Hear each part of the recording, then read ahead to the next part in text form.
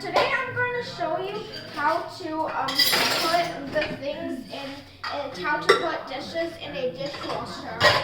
So first, grab a dish from the sink.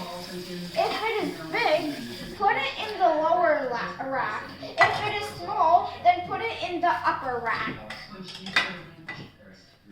Have fun dishwasher.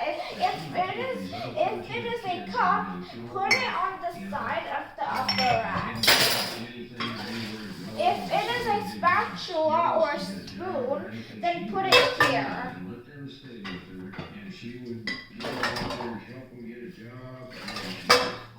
Bye. Please like, share, and subscribe. For the dishwasher soap, you should use this thing and then pinch a tiny little hole in it. If you don't pinch a hole in it, it's okay. And then you can put it in here.